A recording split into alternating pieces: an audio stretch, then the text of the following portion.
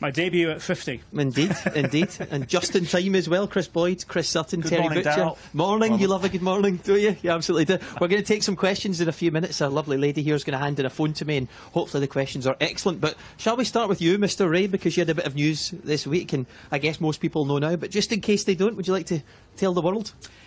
Yes, Darrell, this will be my last season with BT Sport and living in the UK. I'm going to miss all my colleagues tremendously. I'm going to miss the viewers and the interactions that we've had over the years, but it's been 8 years working back in the UK. We're going to return to our home in Massachusetts in the United States, and we have some responsibilities there, but it's going to be sad, the next little spell, the next few games. Six more games to go. You'll be missed, you'll be missed. Hopefully some questions will come in about you as well and your career and everything else. You'll miss some of us more than others. I'm not pointing at anyone in particular, but he's got a yellow microphone standing right there. What do you mean by that, Darrell? No, it's just, well, I'm really, because Derek has been a fantastic commentator, a pleasure to work with, but hopefully that'll be Stephen Craigan next. Well, he's chalking them off one by one. Yeah, he's getting rid of us one by one. Anyway, shall we talk about the game today? Chris, I know you had a game to play yesterday, but on this match today, Partick Thistle against Rangers, given what's happened with Rangers the last couple of weeks, a bit to prove here today, do you think? A big test for Rangers, because Thistle they've done well, especially at home this season as well. As you can see, the pitch is magnificent, and the way that Partick play, they get the ball down and try to cause teams problems, and I'm sure that'll be the case, or that'll be the game plan going into the game against Rangers today. You're looking good with a tan. He's not even been in makeup yet. No. Terry, looking forward to this? Yeah, very much. The Rangers struggled here to win 2-1, 2 late goals as well, so I think Partick Thistle will try and get their first win in the top 6. As when I was at Motherwell, we got into the top 6. The ambition then of getting there was to make sure you get a victory, and I'm sure that he'll try and round off a very, very good season by trying to do just that. Chris, on today? Looking forward to this game I'm as well? feeling extremely slim in amongst these two. But no, I mean, it'll be an interesting game. How are Rangers going to respond after their drubbing last week? OK, a few questions coming in. Stuart Iberston is asking, do you think Inverness will avoid the drop? Terry? You saw them yesterday? Yeah, I saw them yesterday. If they play like they did yesterday, then they've got half a chance, I think. But they're away. Are they going to avoid the drop? The drop, please. It's not easy for you to say. Just let me finish, please. I don't think they will avoid the drop, in all honesty, Chris, to your answer as well, to the main answer to the question. But if they play like they did yesterday, then it gives themselves a chance. Next week at Kilmarnock, it's going to be the real test. That's going to be a real tough match. Terry thinks they're down. What do you think? Well, we can get some other questions in now. What do you think? Yeah, I think they're down. Chris? Tough for you to say. You know, it's difficult.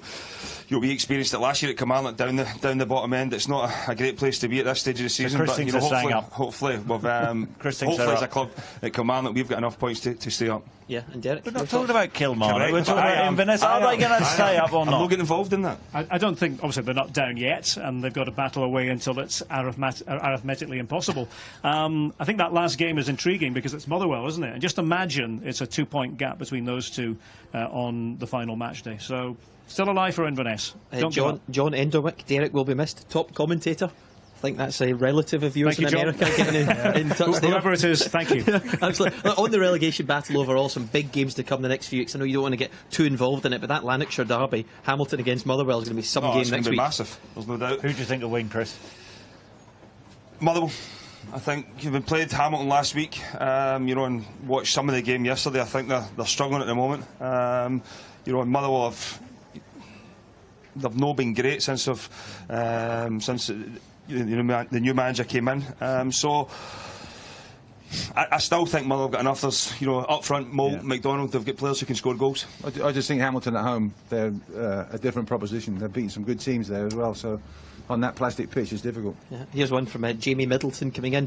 Chris, I don't know why he's asking this, but he's wondering your opinion on Dundee and Neil McCann. What a start! He's off to 2 wins out of 2. Unbelievable. Give players the weekend off. It's a new coaching model, and it has worked. You have to credit Dundee. He has got a reaction, so the appointment is justified. Well done, Neil McCann. Yeah, he's done some job so far. Derek? Well, I mean, I think we probably questioned at the time saying goodbye to Paul Hartley. Now, I know it was, 7 defeats in a row. Can a manager have that effect straight away? Neil McCann has worked wonders in a short space of time. And if it does work out for Dundee, then John Nelms and company will consider that what they've done was probably something of a masterstroke, really. Yeah, I know you felt for Paul Hartley at the time, though, didn't you, given what he lost this season? Well, we don't like to see managers sacked, do we, Darrell? No, do we not? No, we don't. Well, I was asking you, Darrell. No, well, do we? Of course I don't, and I was asking you right back as well. Well, I just said we don't like to see managers sacked. Listen to one of those sort of rhetoric questions you were throwing out there. Here's one in from Blair Mackay. What's Chris Sutton done with Stephen Craigie? Well, he's gone. I don't know how long for. Hopefully for the duration of this match. Well, it's very harsh, isn't it? Very harsh. True, though, Darrell. Very harsh. Okay, you can't see any of these lads disagreeing. Let's put that very quickly to one side. Can I ask you briefly about your game yesterday? Obviously not an ideal result for you. You know, with Neil McCann, I felt sorry for Paul Hartley when he went, but you know, the results it was there. I still think if Paul had stayed in charge, I might have got out of it. But you know, Neil McCann's came in. There's one thing about them: they were really, really organised yesterday, compact, hard to break down, and you know, I thought McGowan in the middle of the pitch was magnificent and caused us a lot of problems. Not just the work rate to close us down, but for movement to get on the ball for their teammates as well. It was a good team performance from Dundee yesterday. Centre half strolled it. They did so. Okay. With a few elbows in there. Yeah, some few black eyes this morning. This one from Patrick McPherson. He's saying, what can other teams do to close the gap on Celtic? And can Celtic keep hold of all the players, some of their key players this summer? Obviously, more press talk this morning. Kieran Tierney, a lot of interest in him. Yeah. As you'd expect, a few of the others as well. Yeah, and Patrick Roberts, you know, is he going to stay? I'd really like to see Patrick Roberts stay. But now for Celtic, it's about building. It's about the Champions League. That's where the pressure's going to be next season. Do you think they'll keep hold of all those key players? I mean, if a bid came in of, say, 20 for Kieran Tierney, that high, would they have to take it, or are they in a position now, Chris, where they don't have to? I would like to think. I don't think Brendan Rodgers would have signed his new contract without the guarantee that he can keep hold of his best players. It's important that they do. Yeah, it's absolutely vital for them at the start of next season. If they do keep hold of everyone, closing the gap, the other question there, Terry's going to be extremely difficult. The thing is, Rangers will definitely strengthen, as will other teams possibly. How are they going to strengthen? Well, they might strengthen. Where are they getting the money from? Well, they will get money, Chris. They will strengthen. There's no doubt about that. But at the same time, they're still going to be a long, long way behind Celtic. So that was your column this morning, wasn't it? Who wrote that? Somebody's asked that question, by the way. Higher English. Higher English, that's all I'm saying. Did you read it? Did you read it? I read it, yeah. Best column in Scotland over the weekend, wasn't it? Lots of long words. A few commas where there should have been question marks. What was your point there, though, Chris? My point there is, I think that when you look at what he did for Rangers, you know, I think he's never hid from the fact that he's enthusiastic about what Rangers do, and I'm sure he will be happy with what's going on right now, and I think he will want to, you know, sometimes when people with that ilk, well, what's went on, they want to come back and prove a point, and I think that David Murray... Do you know something? I don't know anything. So I don't know anything. It wasn't worth reading then? It was, because you read it. Yeah. You read it. No, I thought it was interesting. Yeah, correct. Some mug read it anyway. Yeah, it was an interesting angle. Adam Hempton is asking, do you think we'll see a team from the Championship be promoted along with Hibs this season? I am not so sure. I've heard that theory doing the rounds. A lot of people think it is time for a Championship team to come up as winners of the playoffs. Remember, Hamilton did it famously against Hibernian. Sorry, Terry. Just realised you were on the panel here. Still having therapy for that as well, but never mind. But I mean, since then, we saw Kilmarnock last season. You know, really look really powerful, strong against Falkirk.